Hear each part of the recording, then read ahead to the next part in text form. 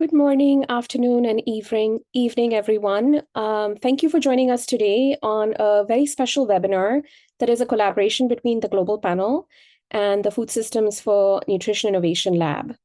Before I go into the specifics of the webinar, please let me give you some housekeeping points. Next slide, please. So we are on the Zoom webinar platform. So if you have any trouble connecting or listening, hearing into the audio, please check that you have actually joined the audio. If you have joined the audio and you are not able to hear us, please use the chat box to introduce yourself and inform us. If you are, please also use the chat box in introducing yourself and presenting any thoughts or ideas. Next slide, please. We are using, back, please. Thank you, Patrick. We are using the Q&A box to put the questions. So any questions to the panelists, to the presenter, and for the discussion, please do make sure you put that in the Q&A. Next slide, please. Now, before I go into the webinar, let me just give a little bit of a background on the Food Systems for Nutrition Innovation Lab. We are, in essence, a USAID-funded entity and are really very much about supporting the calls for food systems transformation that have been highlighted for the past several years, whether it's through USAID's Global Food Security Strategy or whether it's through the UN Food Systems Summit. Next slide, please.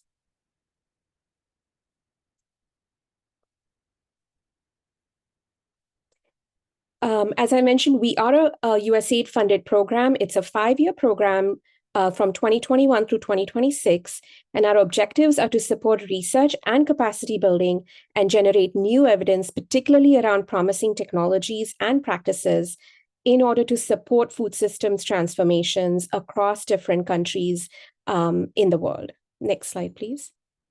We are currently active in Nepal, Bangladesh, Malawi, and Mozambique, but are likely to also work in other countries in Eastern and Southern Africa, as well as in Latin America. Next slide, please.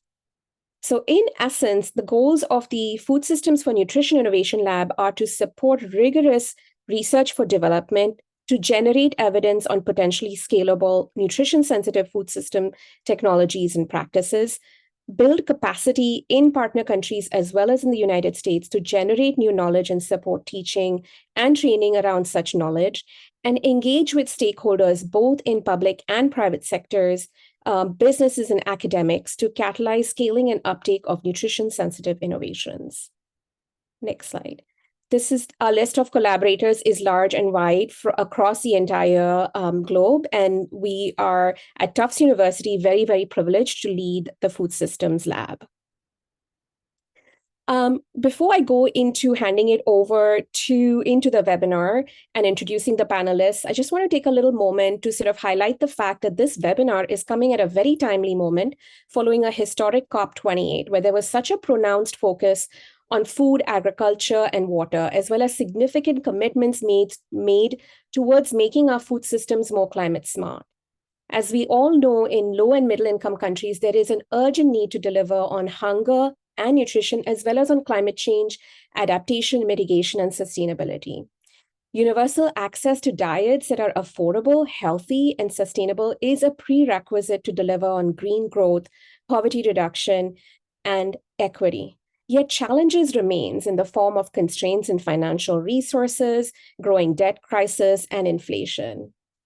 While transformation can be perceived to be costly, there are some decisions that don't require heavy investments.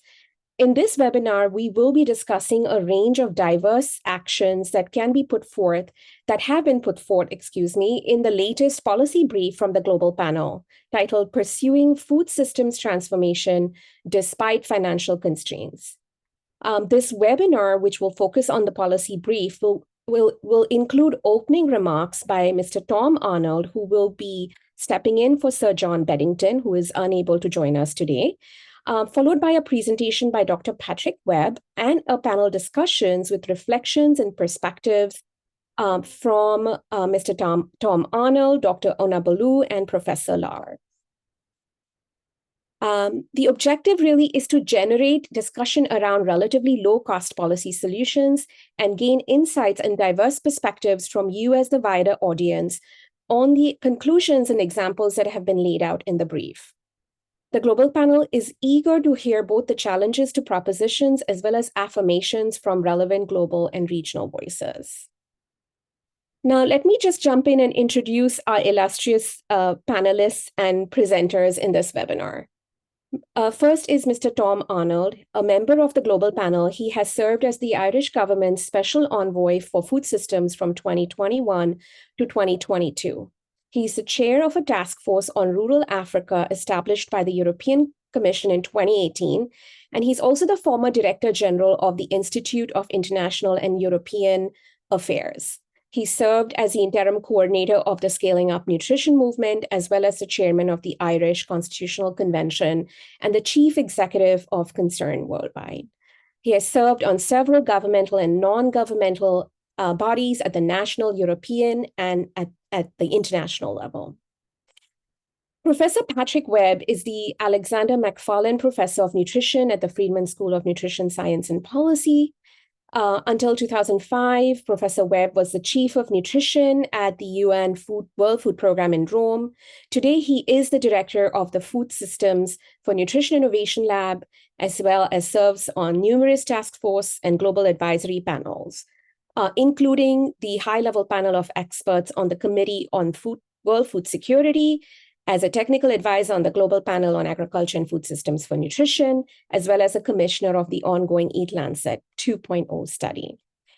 Dr. Adeyinke Onabalu is a public health nutritionist, a technology transfer and training specialist from Nigeria.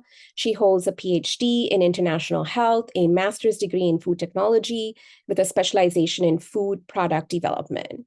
She has over 30 years' experience working on international development programs and has also worked as a researcher with the International Institute for Tropical Agriculture and the International Livestock Research Institute.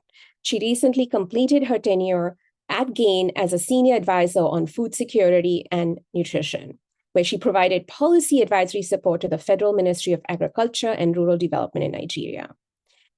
Last but not the least, Professor Amos Lohr is a professor of public health nutrition at the University of Ghana. His research straddles two yet very distinctly related and important areas of public health, bioethics and public health nutrition, including food environments and their nexus with diet-related NCDs. He was recognized in 2019 in his efforts for combating diet-related NCDs and has very successfully led a coalition of organizations advocating for sugar-sweetened beverage taxes in Ghana. He's the principal investigator of a grant that supports the government of Ghana in developing and applying a nutrient profiling system to their food-based policies. He has served as the president of the African Nutrition Society and is currently a fellow of the Ghana Academy of Arts and Sciences. This is a very illustrious list of presenters and panelists, but before I hand that over to them, Mr. Tom Arnold will be introducing and giving some opening remarks on behalf of the global panel. Tom, over to you. Thank you very much, Shabani. Excuse me. Well, I'm delighted to introduce this and taking over from Sir John Beddington, who couldn't be with us. Thanks to everybody for attending this webinar, important webinar, and particular thanks to our colleagues at the Food Systems for Innovation Lab in Tufts University. It's my pleasure to introduce the Global Panel and Food Systems for Nutrition. The Global Panel, it's an independent international group of leaders who hold or have held high office and show strong personal commitment to improving nutrition. The panel was formally established in 2013 at the Nutrition for Growth Summit in London. We produce evidence-based recommendations to inform policy. So far, we've produced 18 policy briefs, 3 technical briefs, and 2 foresight reports. Today, we are here to discuss the messages from our latest and I think very timely policy brief, Pursuing Food Systems Transformation Despite Financial Constraints. And I think that the title speaks for itself and the relevance of it. There's now widespread recognition of the urgent need to transform food systems, transformation for people to deliver affordable, healthy diets, which are currently out of reach to 3 billion people. For the planet, food systems are currently in a spiral of decline with the natural environment. The vital importance of transforming food systems to help address climate change has been a major issue in recent days at COP28. And I think I'll say a bit more later on this about some of the encouraging outcomes of COP28. But despite all the rhetoric, food systems transformation is easier said than done. It's a complex business and it's embedded in social, geopolitical, and business structures. For low and middle income countries, this is especially acute given the evolving debt crisis and even more demands on limited public resources. And for this reason, the panel decided to focus its attention on this subject in this latest brief. Perhaps the most important observation from this brief is that there are many examples of substantial transition steps that can be undertaken at relatively little or no cost to governments. Of course, these actions will not by themselves do everything that's needed to transform food systems, but they would represent a very considerable good start and go a certain distance. So, and over to Patrick at this stage, who will spell out what this report says. Patrick. Well, thank you, Tom. Thank you, Shibani. A great pleasure and honor to be here, wearing both hats, Global Panel and Food Systems for Nutrition. This is an important and timely topic, just as Tom just said. There's been a lot of talk about the importance of food systems transformation, just as there's been talk about the need at COP28 for finally addressing food systems as both a contributor to problems of climate change and a potential solution for. So while the transition steps are complex and definitely not cost-free, there's no assumption here that we can do everything that's needed at no cost. As Tom just said, there are some things that can be done even today with the challenge of tight finances. And so really this brief is intended to start a discussion, start thinking about, fine, we have to do something. So what can we do even though our finances are seriously constrained? And there are some. So what this brief lays out is some, not all, but some initiatives, policy initiatives, program initiatives that are relatively low cost. This is not comprehensive. No one suggests that even these agenda items are easy, but since we have to do something, let us not wait for more until the time we have better finances. Tom mentioned that we know that there are big problems. Food systems contribute about 30% of global greenhouse gas emissions.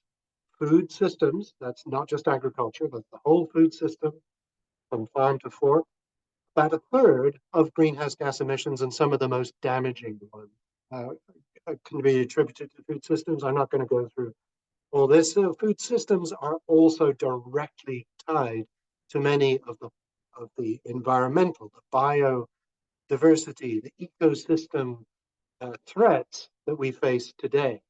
So food systems and planetary boundaries are a major challenge. Food systems and social and economic boundaries are also a challenge. 20% of all preventable deaths today are linked to suboptimal diets. That's catastrophic. That means undernutrition, but also diet-related chronic diseases. I mentioned 3 billion people can't afford healthy diets. And lots of equity and social issues also relate to discrimination and violations of human rights, particularly in agriculture, but throughout the value chain. So we've got food systems at the core of both planetary and human health. Therefore, we need to act. This is widely recognize today, this is a General Assembly statement just from a couple of weeks ago, relating to agriculture and food security, recognizes that eradicating malnutrition in all its forms is key. And one of the key elements to achieving that is transforming agriculture and food systems to make healthy diets available to all. So this is a recognition of in a General Assembly setting. And then also just launched a few days ago, COP28, was FAO's new roadmap towards helping food systems achieve the 1.5 centigrade threshold, basically achieve climate change goals. So therefore, needing to align or realign and integrate all kinds of policies, but policies need to integrate healthy diets with climate actions.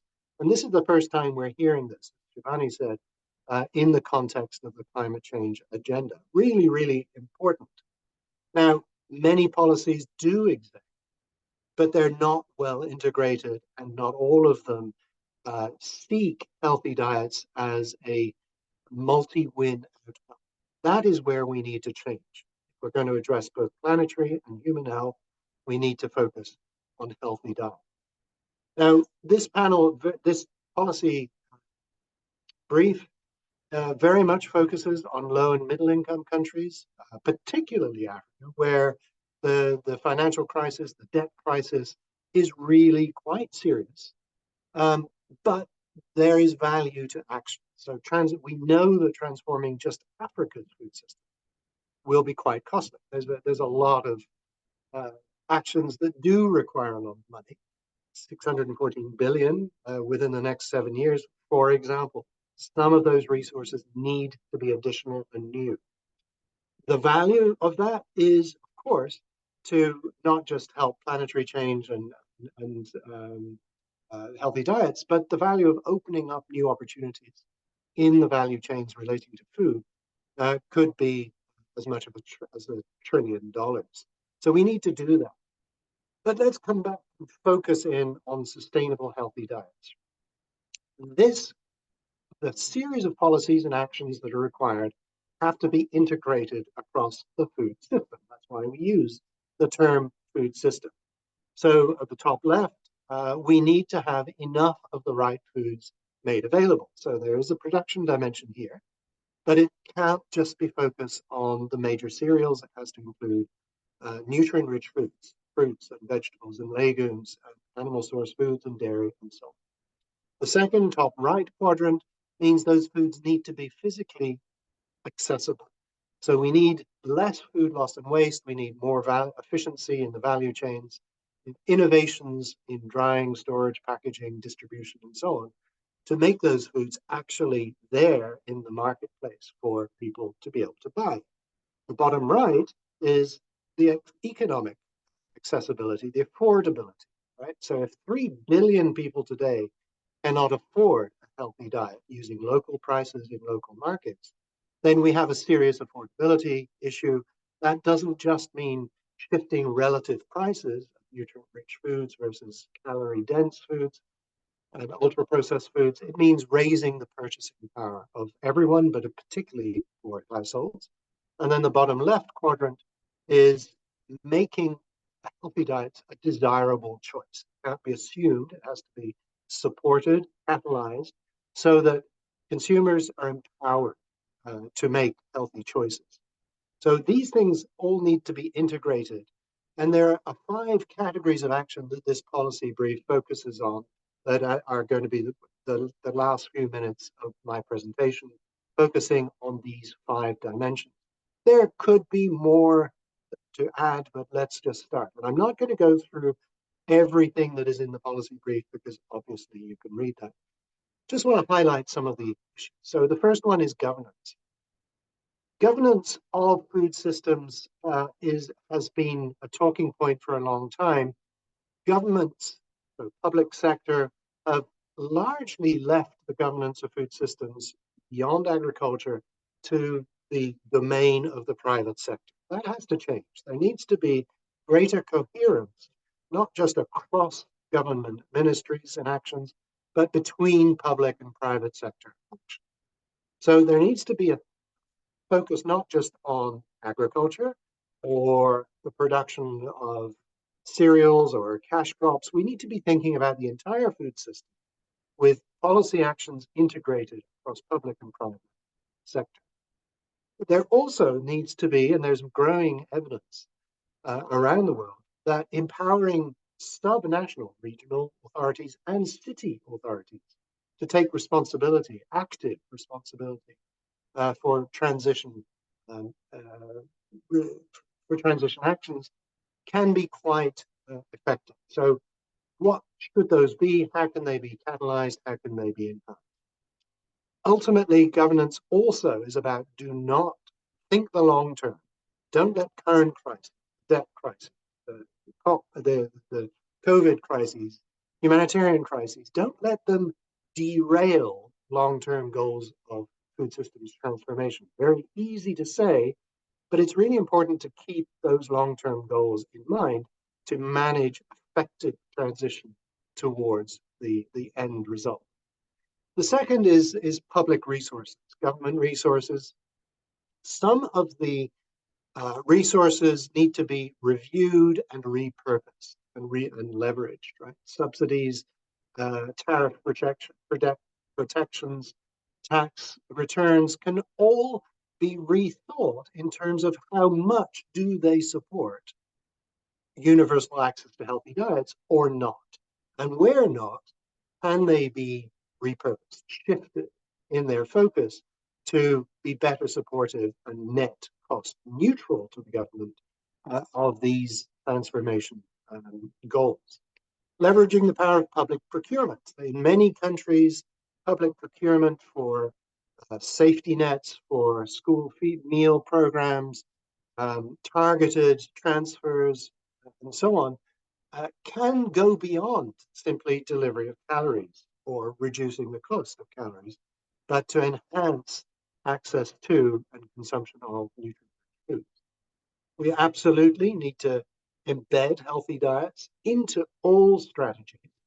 And Shivani talked of new commitments at COP28, which call for this. And then, of course, public investment, for example, in agriculture, research and development, which has traditionally been very focused either on cash crops or just on major cereals, wheat, rice, and maize, for example, with very little, relatively speaking, aid to nutrient-rich foods. And of course, if we're going to produce more nutrient-rich foods, then there needs to be appropriate R&D support.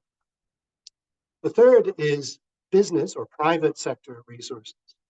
This won't be done by governments alone. So there has to be greater engagement, appropriate engagement with private sector, who have a big role to play, not just on the farm, but or at the consumer level, but all along food value chains. Reducing food loss and waste is, of course, a global goal. What are the innovations that can really get us there today? WFP has mentioned that today's food loss and waste could currently feed 2 billion people. And there are, at a time when humanitarian actions are growing and there isn't yet enough resource to feed everyone who needs feeding. Business commitments are growing at COP28 and beyond, net zero emissions, carbon capture, circular economy. We're hearing a lot of business commitments, but they need to be focused on food systems more and integrated into government broader strategy in this place. Build alliance so that we can build information systems, public information and marketing relatively away from ultra-processed foods towards healthy choices and diets, and then engagement. We need new paradigms of engagement where there's transparent responsibility and accountability unified across public and private sectors to achieve those common goals. Consumers at the end are going to play a big role, and not enough attention is being paid to the power of consumers. There are obviously ways, there are policy-based, economic, and other behavioral nudges, so-called, try and shift relative prices, change marketing strategies, regulations, and so on. as well as taxes and subsidies, to influence behavioral choices. There needs to be greater incentive for consumer reduction of food waste, as well as upstream in the value chains. And that is partly framed by the types of foods that are chosen. And for example, greater public awareness through enhanced food-based dietary guidelines that are actually understood and used, improved labeling and so on, all of which is intended to empower the consumer and offer greater information. And then finally, finance, yes, there will be a need for additional finance. There needs to be, in the calls for climate change, adaptation, for loss and damage under COP28, there needs to be similar appropriate finance, definitely, for supporting the steps, the transition steps that are needed for food systems transformation. Some of that will not be new necessarily resources, but repurposed or rebalanced finances. And the world community, the donors and governments around the world need to be thinking how to do this. Build diet-related cost international poverty benchmarks. That's a more technical one, but essentially make food systems and diet-related costs more visible when we talk about national poverty. And that has big implications then on what governments need to achieve and how they go obtain additional financing outside from donor communities. And there are existing financial assessment tools. There are many ways of achieving much more nuanced understanding of the economic implications of the policy trade-offs and the externalities and the cost and benefits of transformation to enable governments to be more effective in their thinking through what needs to be done, what can be done at low cost, and how to achieve the goals. So, quick conclusion, transformation of food systems is that top priority for governments around the world, including low and middle income countries who are facing a major debt crisis. And no one suggests that this will be cost-free. But today's financial constraints, and they're across the world, could not prevent thinking and action around activities, programs, policies that could be at least net neutral in terms of cost or relatively low cost to governments. We need to promote that thinking so that actions can start today, not 10 years from now.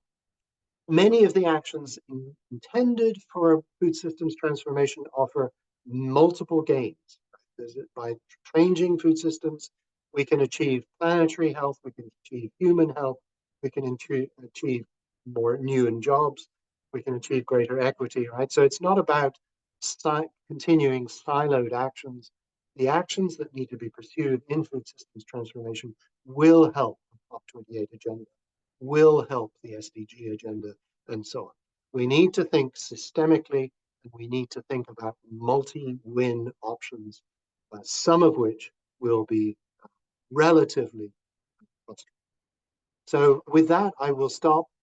Instead of, to save time, rather than pass back to moderator Shabani Ghosh, I'm going to pass straight over to Tom Arnold to kick off the panel discussion.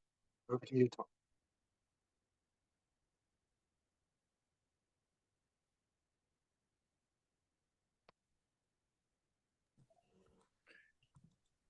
Okay, can you hear me? Yes, we can. Yeah, okay. Well, thank you very much, Patrick, for a typically masterly summary of what's contained in this policy brief, and I hope it will encourage many people to read it more carefully. I just want to focus on two issues, really, and some of it is, to some extent, repeating what Patrick says. The first issue is the changing context within which this debate about transformation of food systems is taking place. And the second issue is my experience at national level, so Irish level, as to what a process of food system transformation looks like.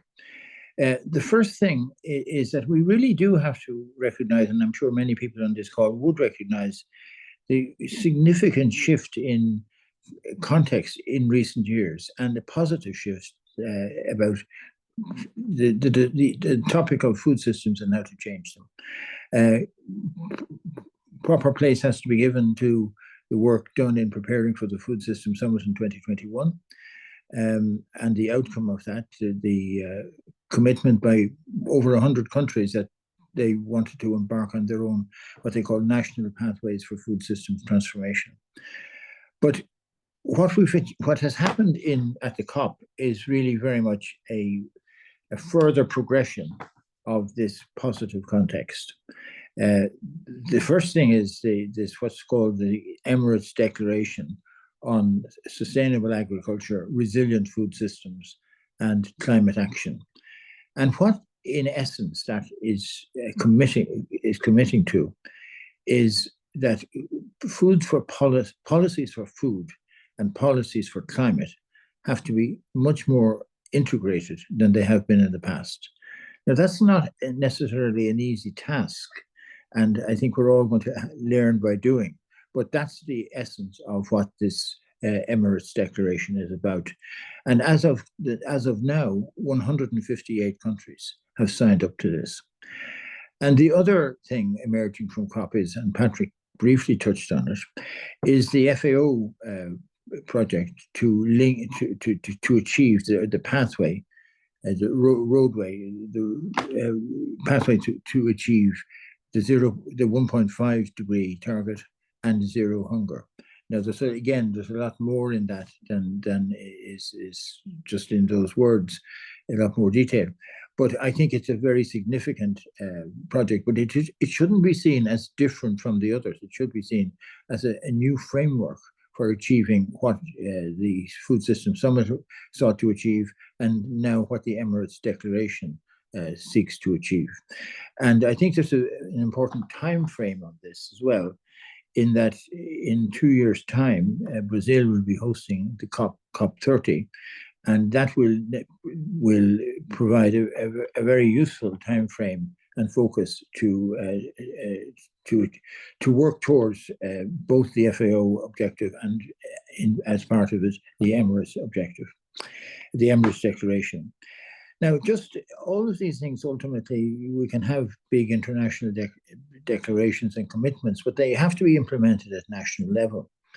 And this is where I just very briefly would discuss the Irish experience in this regard. I chaired in Ireland a process, a multi-stakeholder process, to develop a food system strategy up to 2030.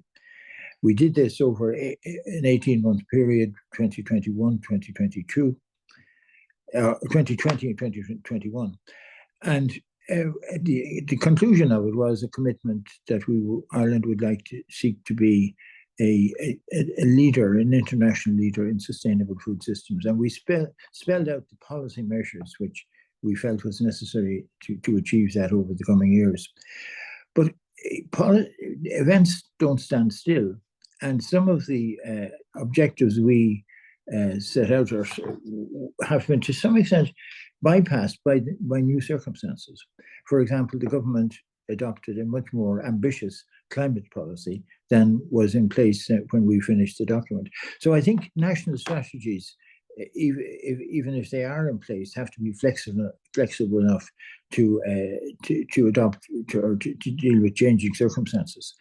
But these commitments, both at the Food System Summit and at the Emirates Declaration, means that many, many more countries will be embarking on a process of change, an ambitious process of change, and they're going to need assistance. And there's one other thing that is emerging out of the discussions at COP, is that a lot of the major players from the FAO, from the World Bank, from USAID, the EU, they are beginning to talk to each other in a quite constructive way, I think, about how this assistance can be provided to many of the countries that are facing these challenges. They're beginning to talk about thinking something called a technical assistance collaborative, which is to bring together some of the current resources that are there and some of the resources that will need to be put in place. So I expect you'll be hearing a lot more about this. And this is all highly relevant, this change in context, to this policy brief. And Patrick has very, very expertly spelled out, the immediate things that have to happen or that could happen. And that, I think that's the start of the discussion, the relevant discussion today and going forward in the next few months. Patrick, back to you.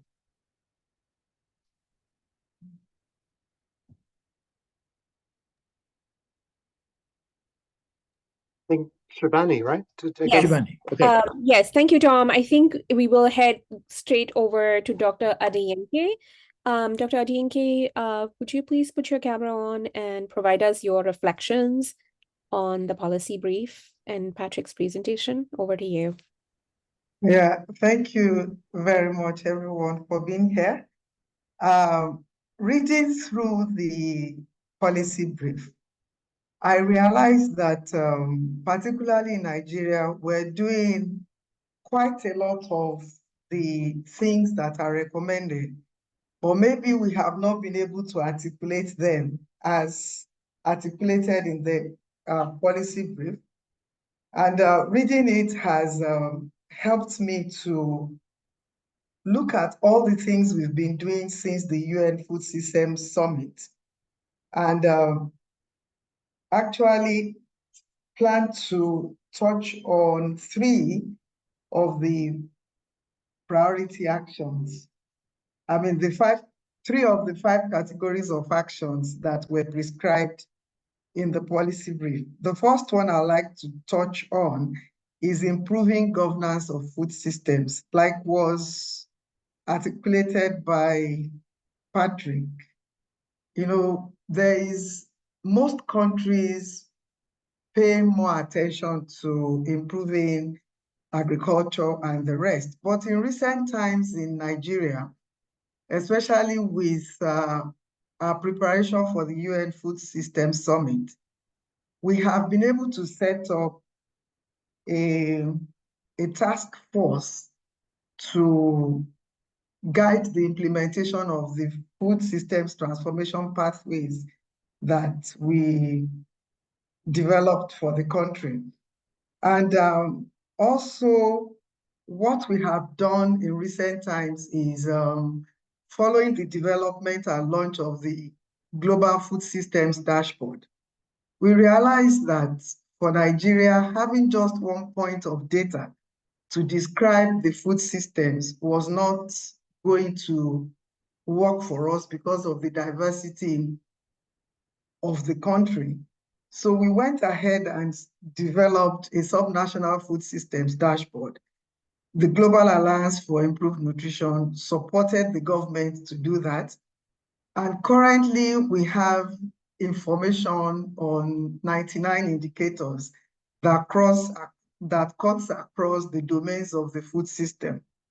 And the reason why that was done is for us to be able to diagnose the food systems in Nigeria, because they are quite diverse, and also for us to be able to take decisions on who is affected by any of the challenges identified, and also the interconnectedness of the actors in the food systems.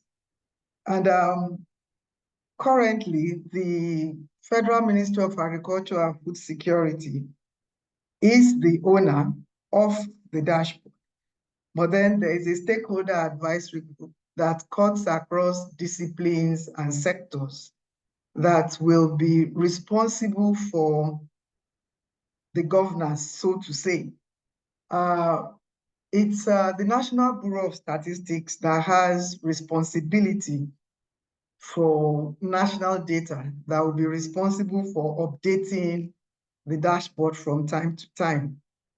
The good thing that we're looking forward to for this is because state governments, we have 36 state governments and the Federal Capital Territory in Nigeria, they are kind of autonomous. And it's important for them to have information on the state of the food systems that they govern over, to be able to take decisions on actions that will remedy this. And two things have happened. And that is the fact that the government has adopted two indicators to monitor how food systems are being transformed in each of the states, and also for ministries that have responsibility for some of the actions that are prescribed. The first of the indicator is the diet quality. And that is quite important, especially in the face of the rising inflation in Nigeria, including food inflation.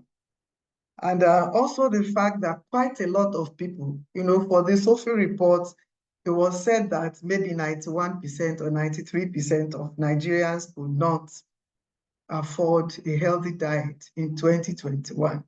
Right now, that may be about 96 or 97, because things have gotten so bad, especially since the devaluation of the Naira.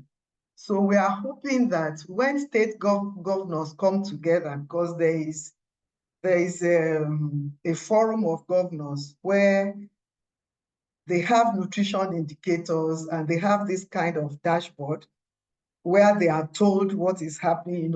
It uses the traffic light model, whereby you see red, you see green. So what has happened in recent times is when a governor sees red, it prompts them to ask, okay, why is this person green? Why am I red?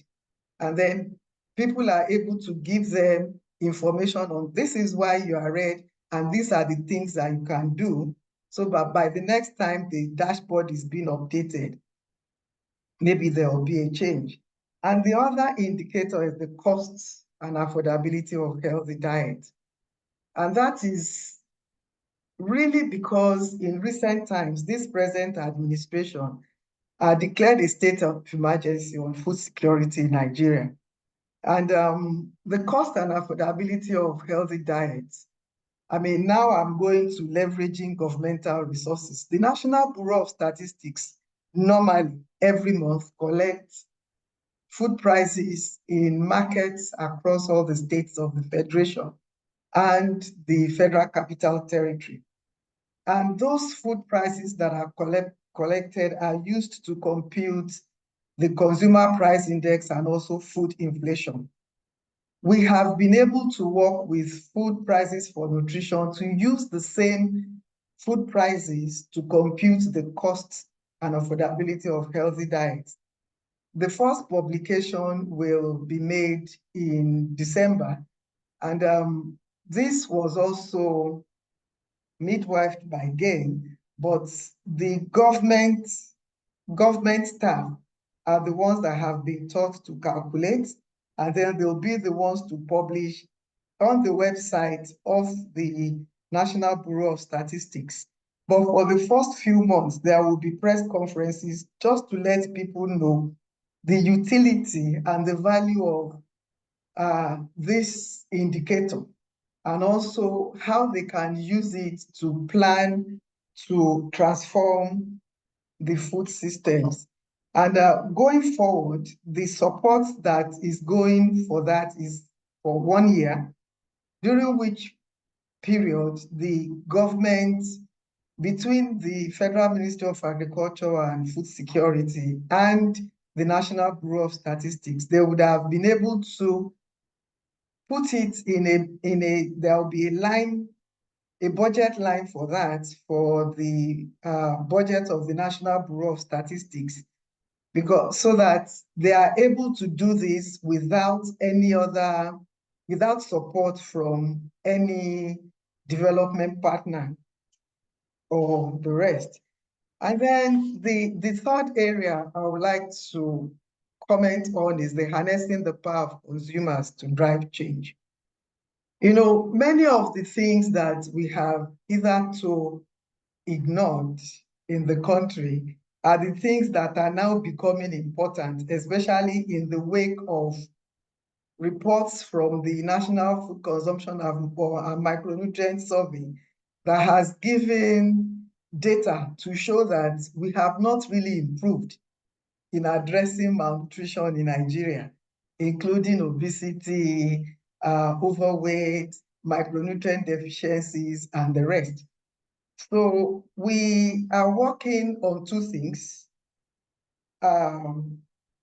nutrient profiling, and the focus for us will be on trans fats, energy consumption, and all those things that have been implicated in the development of diet-related non-communicable diseases.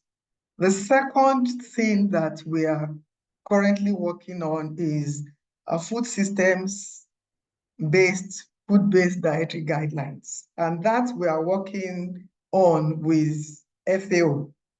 And the reason why we are tilting towards the new idea about food-based dietary guidelines is for us to be able to ensure that the foods that are recommended are foods that will not damage the environment, and that we can do this sustainably over time.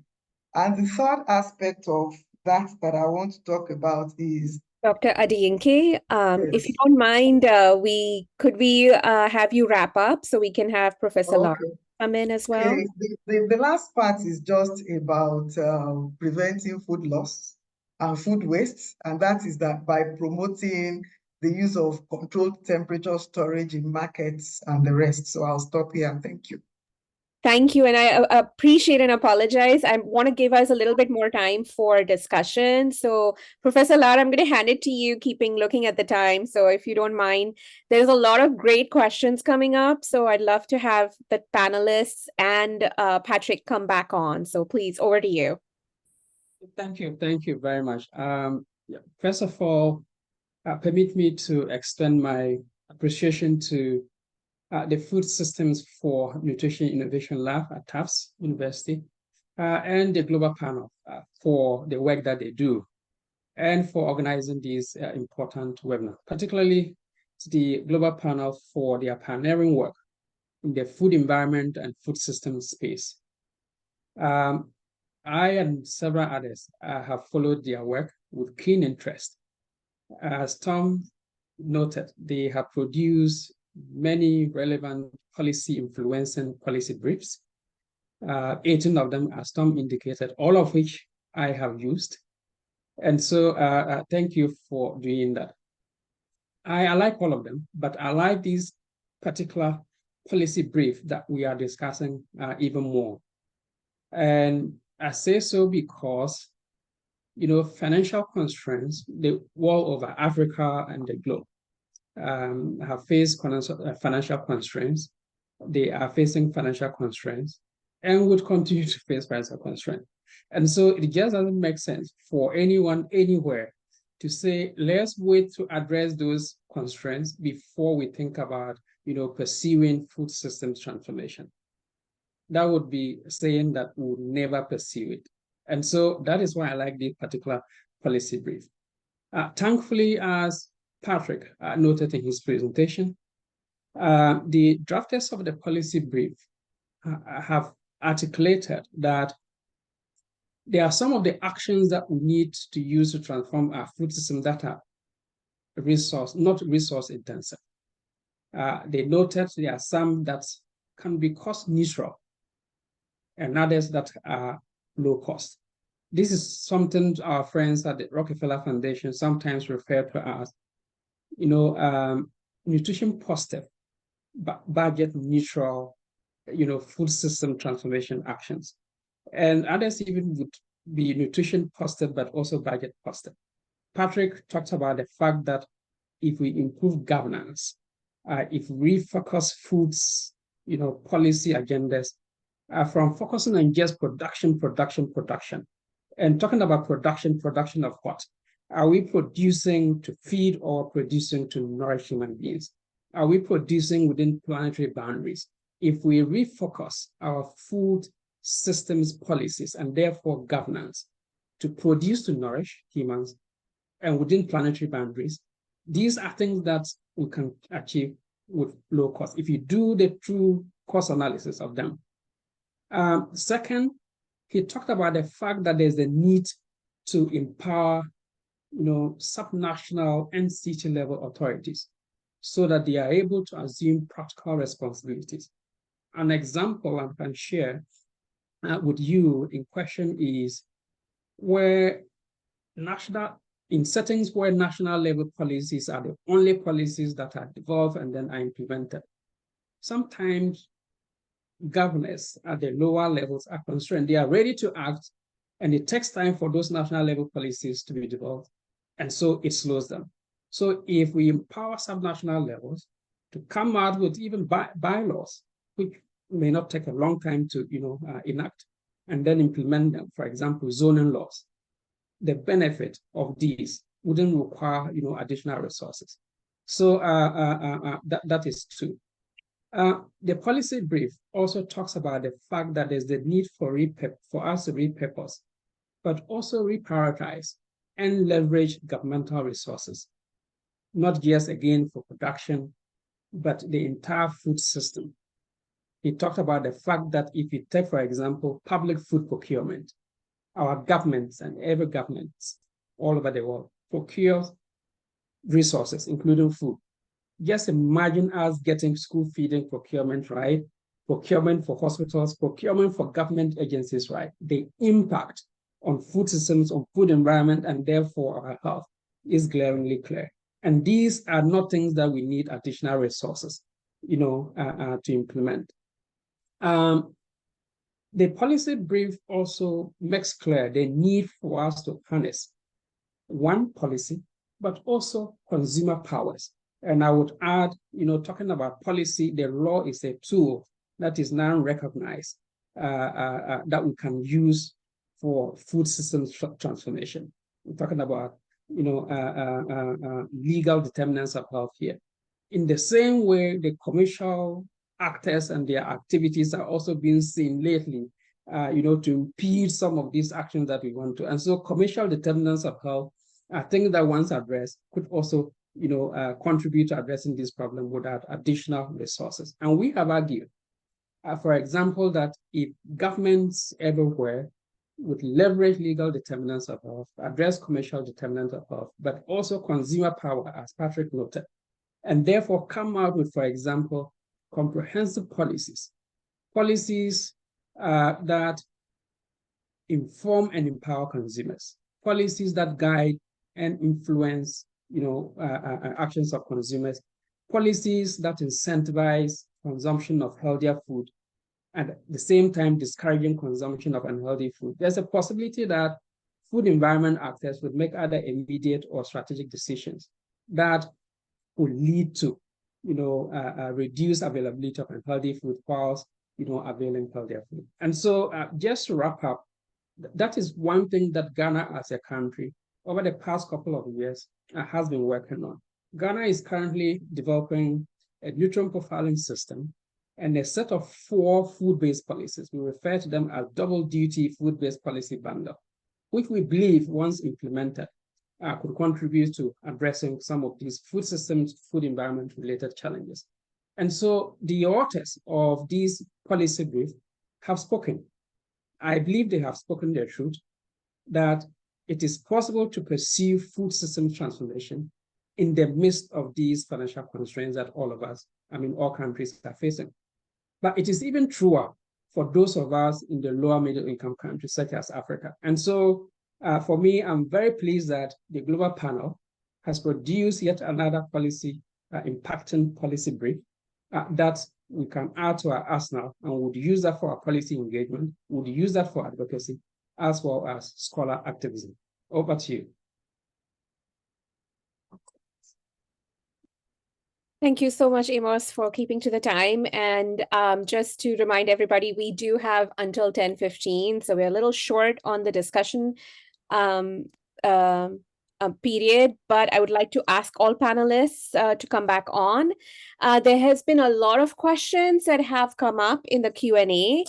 And what I'm going to try to do is try to synthesize. So I apologize to all the audience if we don't individually go through some of the questions, but I think that some of them are they all are interconnected and very much questions that I'd like to pose to all panel members rather than individually, because some of them came up in the presentation and in different insights from the panelists. So I think one of the first things that I want to jump in on, which emerged from, Tom, your sort of reflections on the UAE declaration, and maybe we can have you start off by answering this question, and then I'm going to jump into some specific ones that popped up. So this came from Ahmed Kablan around the UAE declaration, and his question is, and Tom, I'm going to pose it to you, but I'd like to ask others to reflect as well. In your opinion, how can the global community of all types capitalize on the political momentum that has been generated to support food systems transformation? What are the elements that need to be in place to hold nations accountable to the delivery of the declaration they have approved or joined? There was a fairly substantial meeting in Qatar at the COP, bringing together many of the people who are currently involved in food system transformation. And there was a big welcome for the Emirates Declaration and, the beginnings of a discussion about how it could be taken on from there. So I think, and that's one part of that is in terms of what they're beginning to call the collaborative approach on technical assistance, because this is quite an ambitious, the combination of what was committed to in the Food Systems Summit and what's committed to in the Emirates Declaration is a fairly ambitious agenda for many countries. And so there is going to have to be real further discussion as to how these joint agendas can be moved on. The fact that for the Food Systems Summit in 2021, there was a commitment to come back 2 years later to do what's called a stock take, and that happened in July of this year. And whereas it didn't amount to a whole detailed account of how everybody had done, you got a sense that some countries were doing a lot better than others, and some countries just really hadn't started. And I think you're going to have a similar process now arising from the Emirates Declaration. There's going to be, I think, a time frame of coming back in 2 years' time at the COP30 to see what has happened.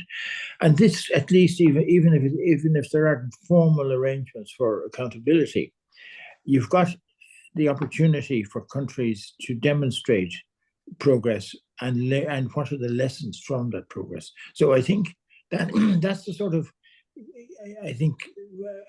that's the sort of thing that I think we should be looking towards. What can we learn from each other as we embark on this journey of bringing food policy and climate policy much closer together? Thank you, Tom. And I'm just going to open it to Adeyinke, Amos, or Patrick if they would like to add anything to this. Thank you. Just briefly, Amos, I would like to touch on the accountability aspect of that question. For there to be accountability, of course, there are a number of things. One of them would be to have, civil society organizations with capacity builds and who are angry for the truth. But for civil society to be able to do what we expect of them, I think even academics need to be involved, either involved in generating evidence to ensure that their advocacy is evidence-informed, but even play a role of, scholar activism. Two, for there to be accountability, especially in settings where actors can, operate with impunity, there has to be some form of a system of reward or incentives.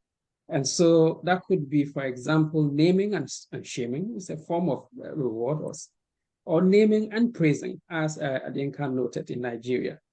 And the other thing, and I've seen, I think some of the climate-related actions and in documents, there are arguments as to whether or not we can tie development assistance and to some of these actions. And so if you are seen to be doing well in some of these, then your chances of accessing resources would be higher than others. Those are incentives that I think once we leverage, we could unlock that accountability potential of countries and actors. Thanks, Amos. I think, Patrick, you wanted to add something? Yeah, just concretely, I mean, there are sticks and carrots, as both Tom and Amos have said. And, the sticks, I agree.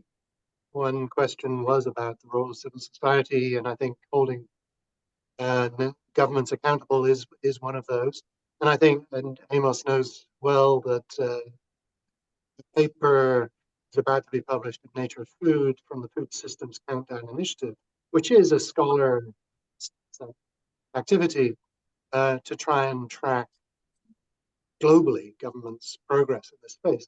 But on the carrot side, I would just add that I think it was only yesterday, COP28, one of the high-level sessions, a group of country champions building on the Emirates Declaration or the UAE Declaration launched something called the Alliance of Champions for Food Systems Transformation. It's led by the governments of Sierra Leone, Rwanda, Cambodia, Norway, and Brazil. And they are taking the other position, which is let's have even higher ambition than what is laid out in the UAE document, and show what can be done by being early adopters and going beyond the bare minimum, right? So, and then trying to bring more countries into the fold. So it's stick and carrot, and we need both, obviously. Yeah. Adeyanke, would you like to add any? No, I have nothing else to add. Thanks. Yeah. Thank you so much. And these are really important points, because you have the issue where commitments are made at the global level, but what needs to happen at the national level is really, really critical. And the sort of accountability at the national level is such an important part of the global commitments. And that's something that is highlighted even in the Nutrition for Growth Summit, where a lot of commitments have been made towards supporting the global nutrition targets. And I know this is not a webinar about global nutrition targets, but somehow that is so linked to food systems transformation. And there is this entire call in the global community around nutrition accountability frameworks and mechanisms. And I think that that's really, really an important part of stock taking that needs to happen. I'm going to go into a little bit more of a specific set of questions which have come around the issue of financial constraints and financial challenges. And I apologize to our audience, because keeping track of time, I'm trying to bunch this all up together. So there is one question that, there are other challenges besides financial constraints, such as the decline of arable land, growth rate of population, unpredictable climate environment. So how do you couple those issues, or what are the solutions or measures for those issues within the context of food systems transformation? That's one question. And the second one is, if you want to really transform the food system, it's really about targeting small and medium enterprises.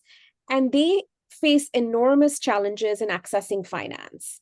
And this is not microfinance we're talking about. This is, large, over $100,000 loans and grant schemes. So what are the possible opportunities to access finance for more sustainable food enterprises? Two very different questions, but very connected, if you will. So I'm going to open the floor and see who would like to tackle either one or both of these.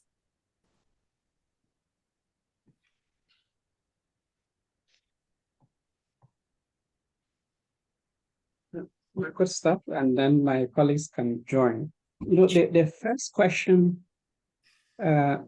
reminds me of, what has been invoked over the past couple of, say, two years since the Food Systems Summit and then the dialogues. For us to be able to respond to such complex and wicked challenges, we ought to face them with a food systems philosophy, a food systems mentality. In that, you are talking about financial constraints, you're talking about environment-related challenges, climate, decline in arable land.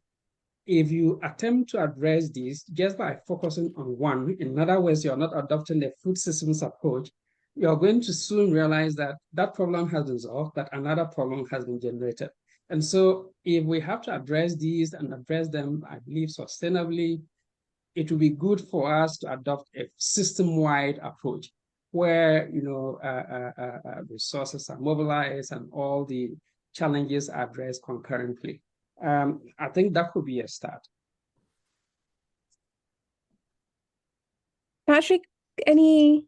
Well, I would just say, you know, really important, it has to be integrated, as Amos says. I mean, for example, there's very little, if any, deforestation or land use change that relates to fruit and vegetable production. So most of it relates to palm oil and maize to feed livestock, and of course, land to grow for cattle, right? So by, in a sense, repurposing land and reversing deforestation will address some of the productivity issues and the degradation issues.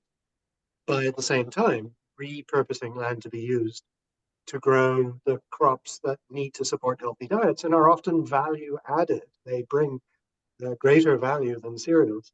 So it's, again, incentives, disincentives. Governments need to manage that trade-off and that transition. But it doesn't, a transition doesn't requires us to equally pay attention to land degradation, soil quality, and so on. It is part of the equation. And on the SMEs, they too are part of the equation. They need to be supported. For example, with incentives for refrigerated trucks, ideally solar-powered refrigerated trucks, to be able to transport perishable foods, which are rich foods, rather than just throwing grain into the back of the truck. So it is integrated, but those integrated achieve multi-win. Shibani, if I could just comment. Please, Tom, go ahead. Your question is a very wide one. And I think it's really asking the question, what can be done over a wide variety of topics? Well, the key thing, I think, is to know where you're starting from. Each country is going to be different. And, you know, a serious analysis about what the short-term challenges, medium-term and long-term challenges is, then the ingredients for tackling that, I think, is systematic thinking and political will. I mean, there's still too many countries that don't properly recognize the importance of giving more priority, both in policy terms and financial terms, to the agri-food sector. And agri-food, and I would have to include, obviously, nutrition in that. Yeah. So that getting a very clear sense of what the challenges are, short, medium, and long term, and putting a policy framework and sticking to it. I think a key factor in many countries is that they don't have sufficient consistency of policy over a period of time. Of course, if the policy is wrong, it would be better to change it. But you know, if you do have basically a sensible policy framework, then being consistent over a period of years is very important. And also creating a framework whereby people have to realize governments on their own aren't going to be able to achieve anything. There's going to have to be a culture of engagement and willingness to include civil society, the private sector, and building the proper institutions to that. And then for the longer term, I just mention one thing that was launched at COP, which I think is very important. The US government are promoting something called the VAX, the Vision for Adapted Crops and Soils. And there they're looking at the longer term to see how can you develop crops that currently are not getting sufficient attention, crops that are potentially more climate resilient and more nutritious. And I think that's the sort of long-term thinking which also countries should begin to start factoring into their planning. Thank you, Tom. That really, really echoes what, Amos, you have already also pointed out around particularly advocacy and engagement at the national level. I just want to pose one question to you, Amos, and Adeyinke, to both of you, from the perspective of Ghana and Nigeria, because we often talk global, then we talk national, but we also know subnational and local can be very different from, so the national plans could be very, very well developed. There could be frameworks, but the actual sort of enactment or implementation of those frameworks often gets bottlenecked as you go down to the front line or down to the field, if you will. And there's a question from Cecilia Gonzalez who asking, within this context, what is the role of grassroots initiatives for food systems transformation? How are these being supported and financed currently, or how can they be? And do you have any examples of such grassroots initiatives and how they're working? So I think this is very particularly a good question to raise after these comments to Tom and Adeyinke. Amos, sorry, I apologize. Amos and Adeyinke. Okay, thank you very much. I was actually going to talk about land use and diminishing land for agriculture. And I think what obtains in developing countries is very different from what Patrick was talking about. We have subsistence farmers that do not even have access to land enough to grow what they eat, not to talk of having land enough to grow food that they can sell. And even apart from that, they don't have access to productive resources for them to use. So I think that, like Tom said, the solutions have to be homegrown. For example, in Nigeria, there can be a policy at the federal government level, but the state governor may decide not to use that. So things have to be context and location specific. I know that in our transformation pathway for the country, we have very nicely written things in English that says set up production hubs and whatever. But you can get to a state and the governor can say that he doesn't have land for that kind of thing. So that takes us to the local institutions at the local level, the chiefs and whoever. And like Amos said, it is a lot of advocacy and a lot of letting people know the benefits of what you are asking them to do. Because a community leader can decide to give land for people to produce food. And also there are so many other things that we have embedded in our transformation pathway that will not work elsewhere, but will only work in our context. So like Tom said, it is context specific, and we have to look at it for each country like that. Over. Amos. Thank you. You saw me, nodding my head vigorously. So I totally agree. I agree 100% with Adeyinke. Sometimes when we talk about contextualizing, but also localizing, not only just global to country level, but within countries, you would see the need for these, context-specific actions. If you take Ghana, for example, you look at nutrition indicators within national report, and so we are doing very well. But when you go to subnational level, especially certain parts of Ghana, let's say in the northern region, you see the indicators are different. So there's the need for voices from all corners of Ghana and therefore any other country in question to be heard. They are feeling the pinch, and they should be given an opportunity to contribute to addressing it with solutions. So I'm invoking here co-design, co-development, co-implementation, and I do agree with Adeyinke. Thank you so much. I'm keeping track of time. We have 1 minute left, so I'm going to give each one of you 10 seconds. If you have anything else burning that you feel needs to be highlighted in this webinar. So I'm going to popcorn over from Amos to Tom to Adeyinke and to Patrick. Amos, over to you. Thank you. So for me, I'm just going to invoke an African, wise saying. And it is really relevant in this context because we are talking about the need to act, even though we have challenges. And what the proverb says is, even if you have challenges, act, not because of yourself, but those in future. And so the proverb goes by saying that the unborn generation is not waiting to inherit the future from us. We have just borrowed the present from them. And so we ought to act here. I'm emphasizing ought. We have to act now for them, even if it is not for us. Over. Thank you, Amos. Tom? Well, I think we should recognize some of the positive changes in the context nationally and internationally in the last 5 years. The fact that we're talking about the right subject, food systems, and that we have a momentum behind this topic, and all of the people on this community, if you like, of community of practice, have an interest in pressing governments and other actors in society to keep this momentum going, and we can achieve something. Thank you. Adeyinke. Yeah, thank you very much. What comes to mind for me is the fact that in talking about food systems, I think we have to start paying more attention to the food environment. Because yes, we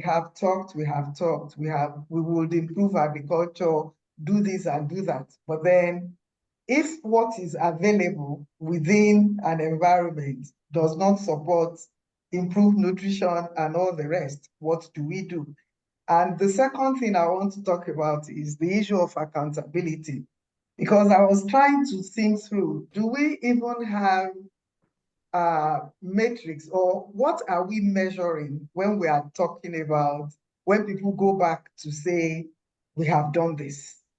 So my thought is, for the people who go to the COPs and the rest, there should be measurements that we can look at to be able to judge what each person has achieved or what they have not achieved. Thank you, Adeyinke. Patrick, 2 seconds. 2 seconds. So important to have this kind of discussion because of what both of you, Amos and Adeyinke, said, that we're already doing some of these things, but we didn't really know that we were doing it in this way, right? So the framing and then the lessons learned from what's already happening, I think, is absolutely critical going forward. So thank you for sharing those insights. With that, I know we're 2 minutes over. I really want to thank all the audience for staying on with us. And I apologize, we have a lot of questions for you, by the way. There's a lot more questions that we haven't gotten through. And hopefully we can share it with all of you as well as with the global panel to sort of think about and reflect on based on the policy brief. So thank you, Amos, Tom, Adeyinke, Patrick, for a fabulous, fabulous webinar. And thank you for all the participants for sticking with us. And with that, I'm going to say goodbye, good night, good afternoon, good day, wherever you are. Bye, everyone. Bye-bye.